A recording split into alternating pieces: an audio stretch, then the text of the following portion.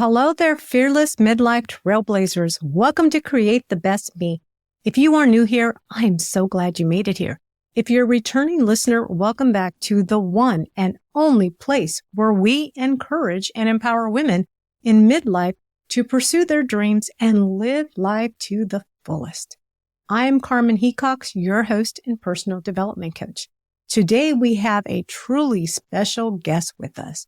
She is a best-selling author, a TEDx speaker, and a mind and body expert with a wealth of knowledge from London School of Economics. Her insights and expertise have graced platforms like Inc., Women's Health, Success, and even Fox News.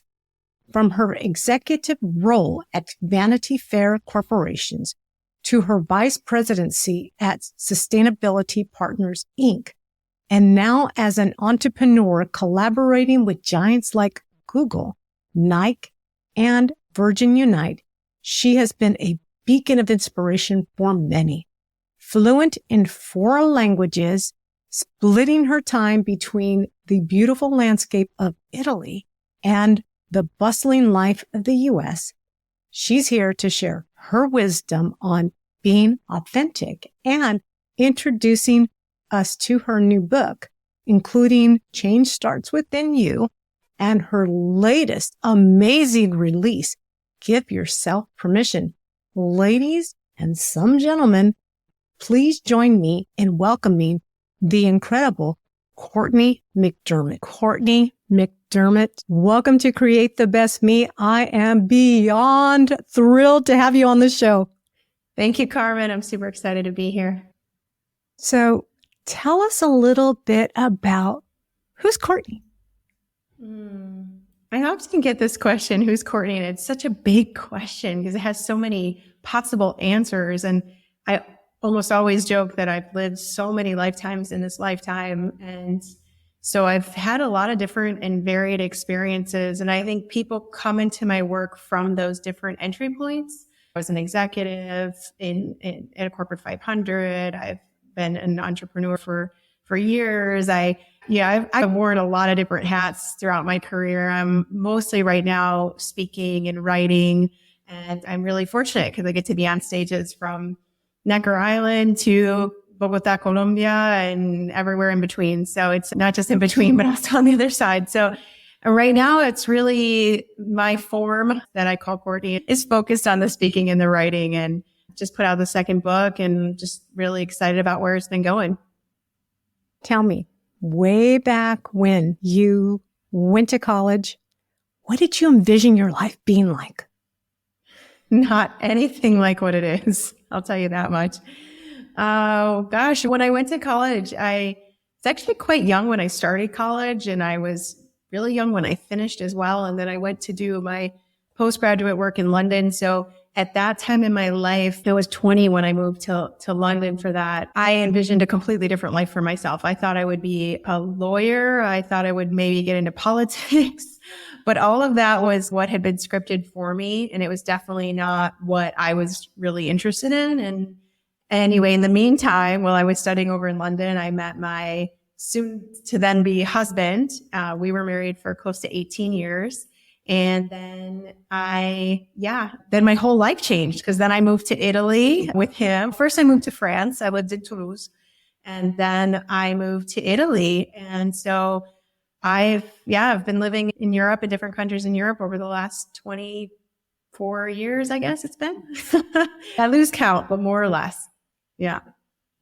Tell us about your journey to working for a top Fortune 500 corporate job. Oh, that is a funny one. So when I first went looking for corporate positions, I was open to anything. I wanted really anything. And I remember going to one of my first interviews and telling the woman who was interviewing me, and I told her in Italian because this was in Italy, I said, I'll wash your toilets. And I still remember how she looked back at me and she said, we already have someone for that position, but with a very serious face.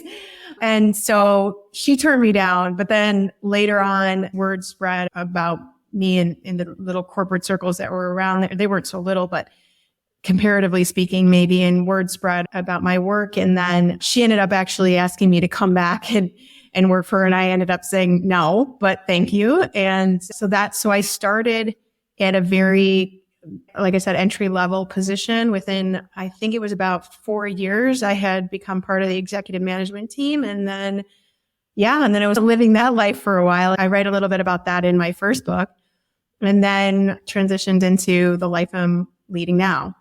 Yeah. So you're this big corporate executive. You are living the dream because everybody, or at least most women, it's so difficult for us to achieve what you achieved. And you are there. You're in the seat where all the decisions are being made. And you're in that corporate jet and you're flying to these amazing places. What does it feel like deep down inside you? What does Cortney feel like? Even though she's checked all those boxes, she is a powerhouse. I talk about this a lot in my first book because at that point in my life, I had collected all the gold stars and I had done all the things that society says you should do to live successfully and to be successful, both personally and professionally. I felt like I had, to your point, checked all the boxes and what I call miserably successful. And I think a lot of people get there. They keep chasing externalities. We're taught that as long as we have this thing, or as soon as we have this thing, and it could be the title, the relationship, the house, whatever it is, the Jimmy Choo heels. Once we have that thing, then we're going to be happy. And what I kept discovering across the board, categorically, which is that is every corner that success was just supposed to be around, it was an illusion. It was a disillusionment. And so I started to catch on. And I think after a bit, you start to catch on to this lie, really. And I had multiple, what I call cold shower moments where I was just discovering that I was absolutely miserable and that I didn't know even how that life got scripted or who scripted it and why I was running out that script. So that was what started me on my own track to finding my way to, and it's funny because lots of times I'll give presentations around the world and I'll show a picture of me. I usually don't use slides anymore, but I'll show a picture of me from 10 years ago. And almost the entire audience can't even believe that it's the same human because I've just changed so much. But most of the time what I hear back is, wow, you look so much younger. You look so much with so much more vitality. And I often say, I've had no work done. This is just consciousness. This is when your consciousness evolves, your form changes as a consequence. And so, yeah, that's how I felt. And that's how I feel now. And the book your first book was Change Starts Within You. Mm-hmm. Mm-hmm. Do you feel that perhaps what you realized at that point when you're this top executive, this person that every woman wants to be, do you feel that maybe you came to the realization that you weren't being authentic to who your heart wanted you to be? That's a really good question. I don't think I had the awareness at that point to know that I wasn't being authentic, but I did keep receiving these signals, these internal signals that were saying, this isn't it, something's off. And a good way to describe that would be authenticity or really when we allow ourselves to bask in our true nature instead of putting on a show all the time, right? I think I was acutely aware, and I've become more and more so, of the masks we wear, right? And then at that point, I was wearing the mask as a way of being accepted, as a way of being acknowledged, as a way of whatever it was, whatever sort of motivations, external motivations were driving that.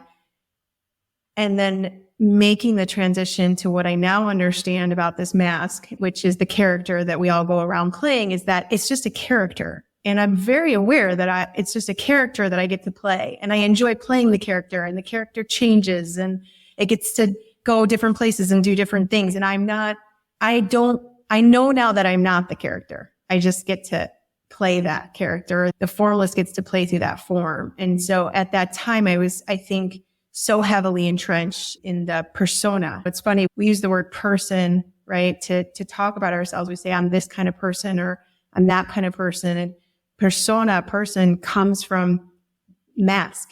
Its meaning, they were the masks that they wore in ancient Greek theater.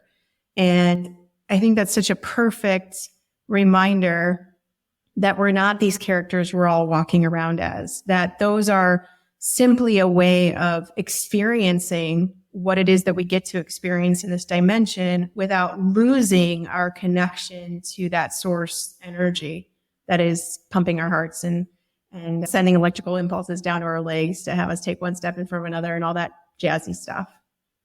But I think that as a woman and a mom and a wife, we become experts at wearing masks because we have to play different roles.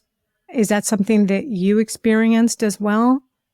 Oh, absolutely. And I think the sort of higher up you go in this game that we're all playing, the more intricate the mask becomes and the harder it becomes to take the mask off, to dare to take the mask off. And one of the things that I'll often say, because I talk about the character also as like this costume we're all walking around with, right? And if I take my costume off, I'm going to make other people very uncomfortable. And I have made other people very uncomfortable just by taking it off and revealing these other potentials. And I've had, at this point, such truly remarkable experiences in doing that I'm no longer interested in keeping the mask for the sake of making everyone else feel comfortable. Because we wear the masks, we don the masks and the costumes basically as a way to help us feel safe, because we don't feel safe. And most people walk around feeling very unsafe. And that's why they put this mask on and everything goes according to whatever their paradigm of the situation they're in ideally, supposedly looks like for them, then it's okay. And the minute it doesn't, then they're thrown off. And then there's this whole spiral. And I talk about this a lot, especially in my second book, how to keep yourself out of those spirals. But what's interesting is that if we will just have the presence to get with it, just notice, oh, wow, I was projecting myself in a certain way. Just notice it.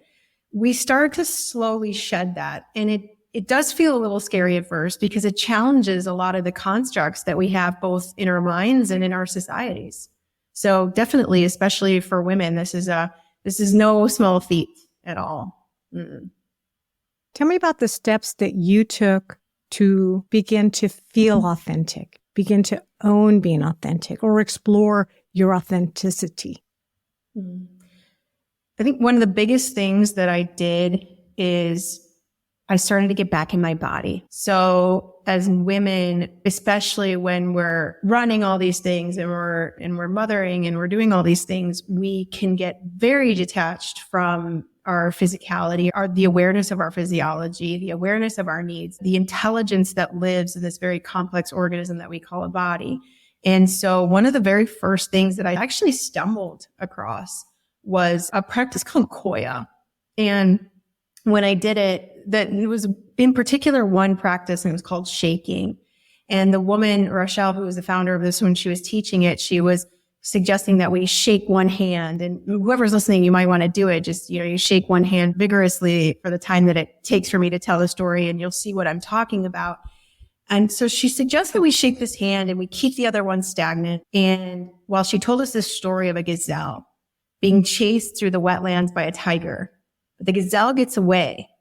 However, the gazelle does not go to therapy for the next 10 years. About this time that a tiger chased her through the wetlands, what the gazelle does is she shakes through every part of her body, releasing the tension, releasing the fear, and she goes back to being a gazelle. When I heard that story and when I started to shake through my body, at that time, I actually couldn't shake certain parts of my body. I couldn't shake my legs very quickly. It was like there was a lot of stuck energy in there. I couldn't shake through. I just didn't have that freedom of physicality. And after I started doing this for a while, I started to notice that things were shifting. Now, then, of course, after that, I started to study the science behind it, not through that tradition, but through scientific journals and things, and understanding what was happening, that these neuropeptides are actually stuck in the different organs of my body. Again, lots of times we think something is up here, it's in our mind, when in reality, it's stuck stagnant energy in our bodies. And I think that was one of the huge keys for me. In fact, I know that was one of the huge keys for me to releasing a lot of the tension that I had been holding. Another huge key for me was relaxing. And that's really hard to do when you're wound up because we don't even know we're so wound up. I was on another interview recently and we were joking, the host and I, about in the past when someone would tell us to relax and we would say, I'm relaxed. Obviously I'm relaxed, right? But we're not relaxed, right? And that's okay. And sometimes it's really hard to relax around things like we don't want to. Everything in our system wants to do the opposite. But the more we learn to really just relax. It's very simple. And it's sometimes we discount simplicity, but as Da Vinci said, simplicity is the ultimate sophistication. If you get this and you really get it and you really use it throughout your day all the time, over and over, you will have massive shifts. And what I mean by that, literally relax your body, relax your shoulders, relax your breathing. Say, yeah, somehow my mind is doing this whole story around this, winding this whole narrative, but I'm just gonna relax. And one of the quickest ways to do that, there are a couple quick ways that I love. One is yawning, which is considered the best kept secret of neuroscience. It's ridiculous that we're taught not to yawn because it has so many benefits. I could go on and on about the benefits of yawning.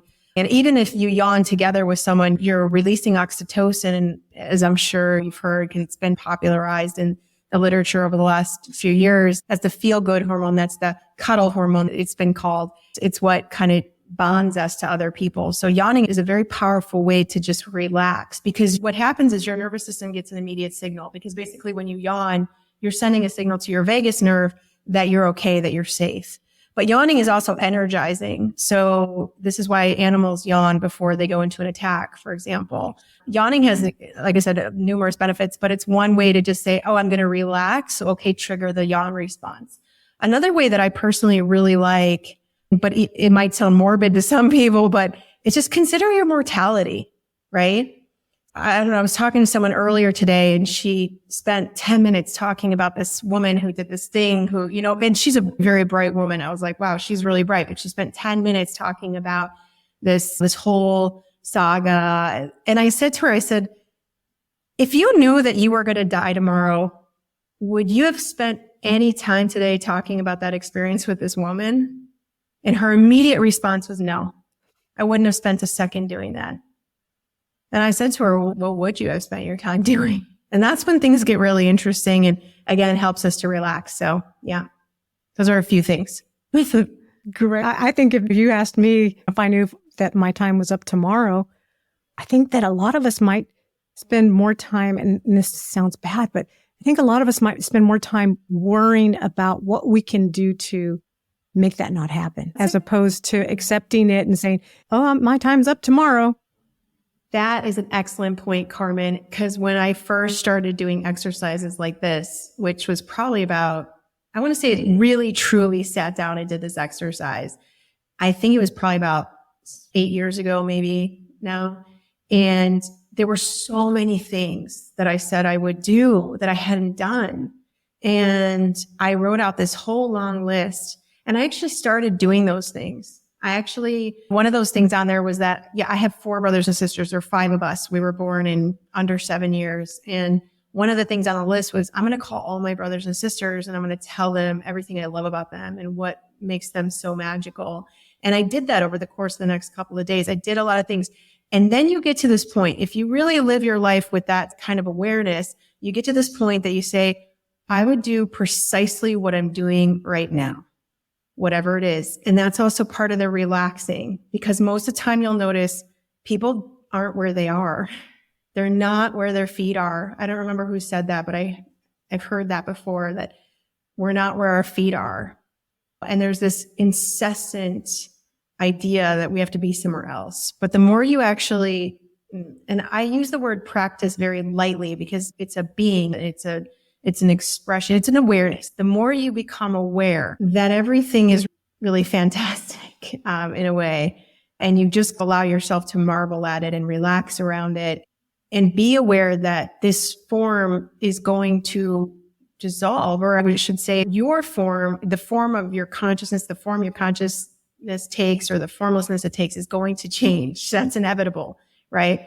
I once heard someone joking that no one gets through life alive. And that's the thing. The more you're aware of it, I think the more then you are precisely and perfectly happy wherever you are. Do you think it's because many of us are chasing what we think we should be doing and putting the things that are really important to our heart and our soul on pause? I'll get to this later, but I need to chase this because this is the moment to chase this.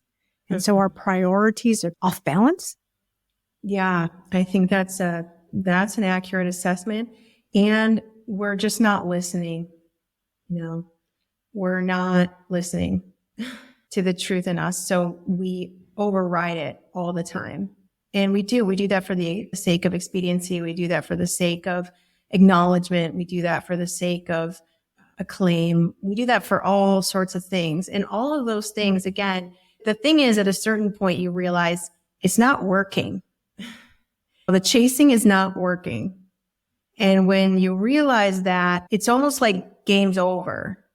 And you got to a place where you can, I don't even want to say play a new game, because you're not playing the game anymore. You're really just, as some of the great spiritual traditions have taught, you're just aware that you're aware, and that's it. And I do believe that we live in a society that is still entrenched in that idea that you have to be someone. In order to be someone, you have to do these things and you have to own these things, or whatever that looks like.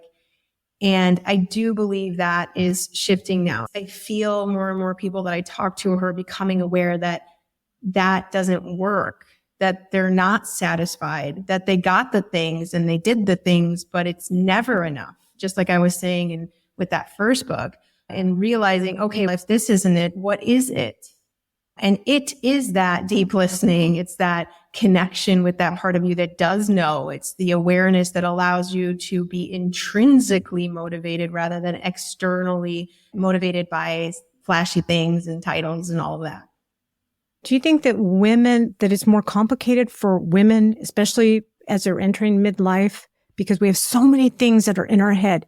Do you think it's more difficult for us to become aware of who we want to be and live a more authentic life? I definitely see that very often, that women struggle more to give themselves permission. That is actually why I wrote this second book, Give Yourself Permission, because I see lots of times with men that they give themselves that permission and society gives them that permission.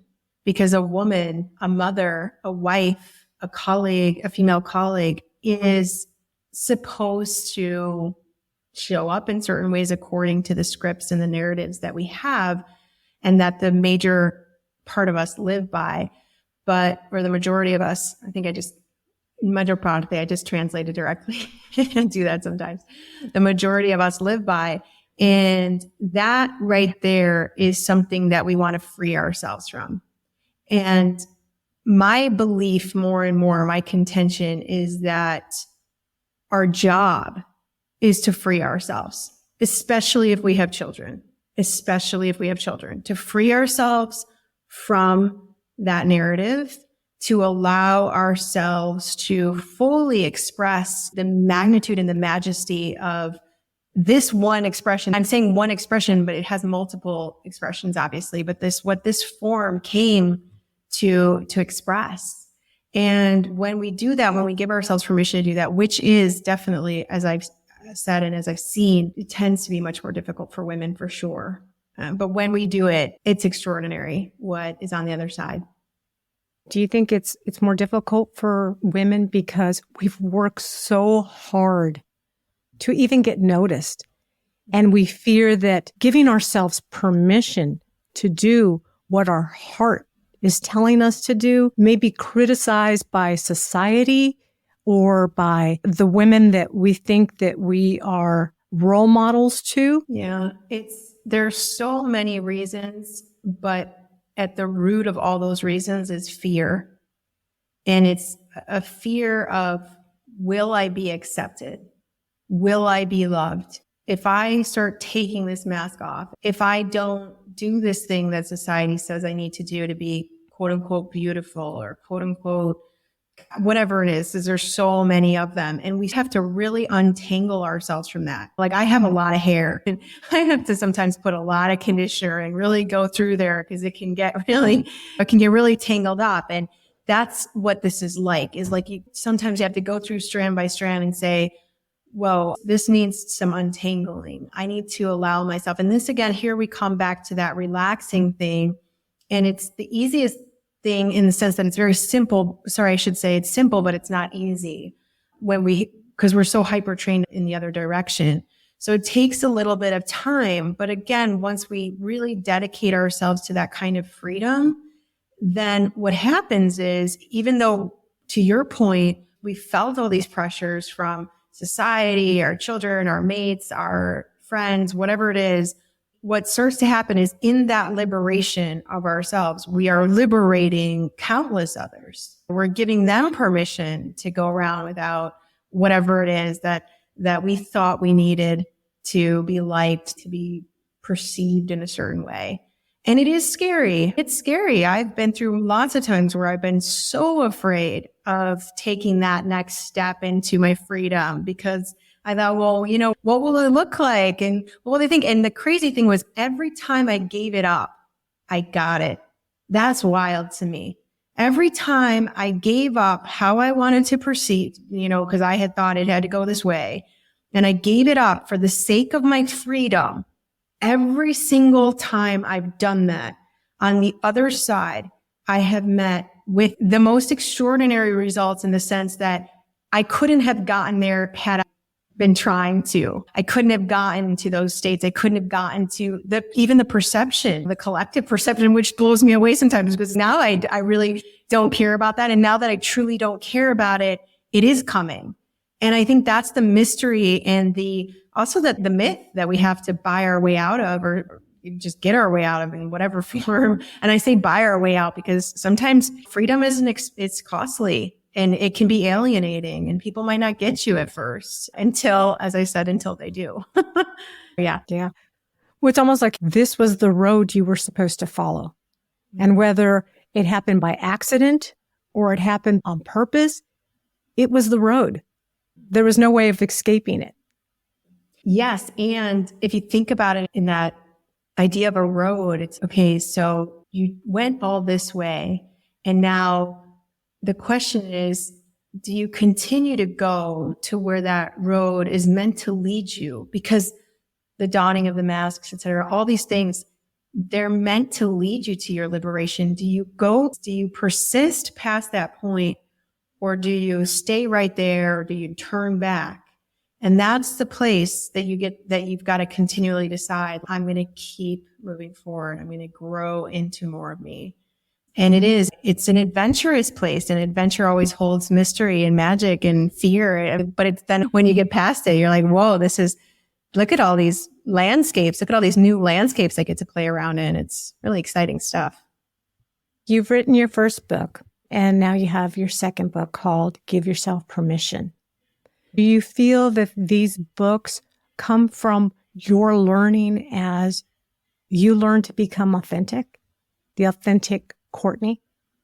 Again, I'm not sure that I would describe it as authenticity, especially because I feel like that word gets thrown around a lot. I hear it a lot in corporate speak, especially this idea of being authentic and all this. And I feel while it's a beautiful word, sometimes it gets a bit convoluted.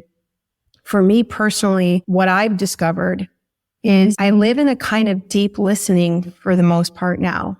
So I'm really listening to that, what I call that force source energy or God or the part of me that knows, and it doesn't even know that it knows. It's this kind of 0 point field. There's so many different ways that I might try to describe it, but as I have gotten more familiar with it, I bask in it more. And that's this knowingness. I don't know that it's about this form, because when I think about the person, the form, the persona that I'm going around with, I present myself in this way, etc.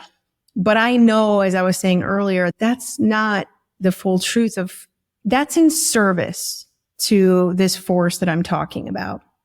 And the more I have really relaxed into that awareness, the more I would say my life has been pretty miraculous. And that doesn't mean that I don't have my struggles, and it doesn't mean that I don't have difficult patches, and it doesn't mean I don't cry just like everybody else and rail sometimes with myself like everybody else. But what it means is that more and more I can enjoy all of it because I'm aware that I'm watching it and that this force is working through this form. The formless is working through this form and expressing through this form. And that, I would say, is the major discovery that I've made over the last years, and increasingly more it's compounding at present in ways that are, that kind of blow me away sometimes. Mm-hmm. How would you, if someone has never read any of your books, should they jump to Give Yourself Permission first? Or should they start off with Change Starts Within You?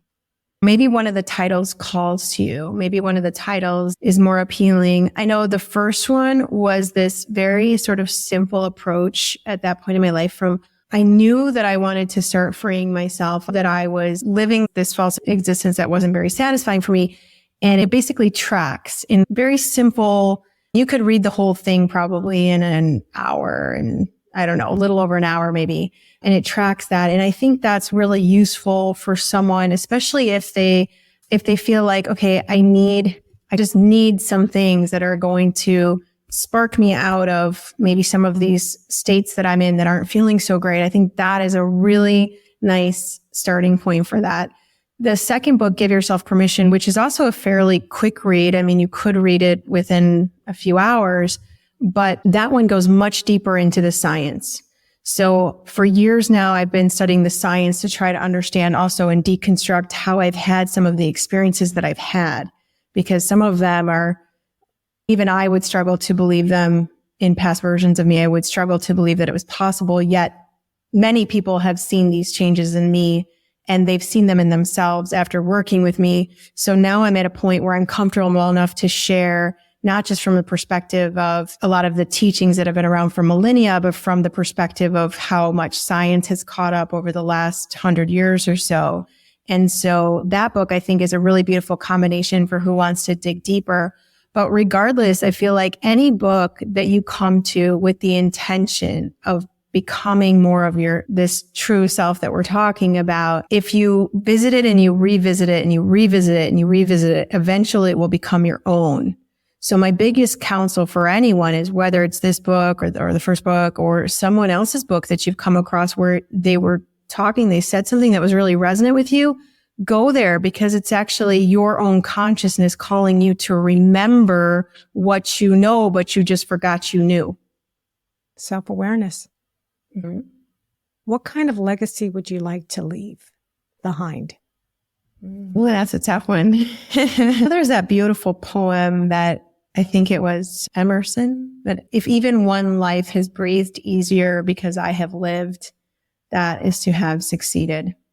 And that's I think the last line of the poem. I think the legacy that I want to leave and that I have left so far and that I am leaving is to remind others, to remind them of that light, of that force energy coursing through them, how it wants to light them up, how they can live in joy. And everyone from my daughter to everyone else I meet, my intention is remember your potential, remember your power, live in it, grow into it the most you can. This is your shot, and you get it every day. And that's the beautiful thing too. It's okay. Yesterday didn't go so great. Today can be different. And it's that is your opportunity. And it's a really beautiful, glorious one to wake up to every day. So yeah. Yes, it is. What are you working on right now? Do you have any future projects you're working on that we're going to see in the future? Yeah, actually right now I'm thinking about getting a retreat center here in Italy. So that's a possible thing that might happen, because a lot of people want to do one-on-one work with me and I hardly do any one-on-one work. So thought it could be an interesting collaborative project with some other folks who are interested. So that might be happening. Strangely enough, even though I said after my first book that I was never going to write a second book, now after my second book, I'm thinking, oh gosh, I'm going to be writing a lot more books. So I see that in the pipeline, and definitely a lot more stage speaking. So up until now, I've been on many stages, but I have had more private engagements for top corporations and universities and things. And now over the last year, I've had the opportunity to start to extend that a lot into also the entrepreneurial community. And so I'm excited to do more of that, more of the stage work, because that's my favorite. My favorite is to talk to a huge crowd of people. That's my favorite thing to do. And I will say, you are amazing on the stage. Oh, I've seen several of your TED Talk videos, and there's so much energy that comes out of you. I can tell that what you're saying truly is from the heart. Thank you. I feel that with you too. I was telling you before the call, it's a mutual admiration society. You're doing a lot of really great work, and we do feel that, right? We feel that when someone's in their truth, we feel it. And even if they're getting close to their truth, we can feel that their intention, we can feel the intention behind it. And that's huge. And I think that's a great reminder for all of us that when we're living in that intention, maybe it's not the physical manifestation of that hasn't caught up entirely, but it will. It will. So it's exciting. So if you do the retreats in Italy, because I do know I've listened to a couple of your interviews, would that be in English, Italian, Spanish? What language would that be? That's a good question. I prefer teaching in English. I do sometimes do some teachings in other languages if it happens. I've been on interviews and things in other languages, but my preferred language to teach in is my mother tongue.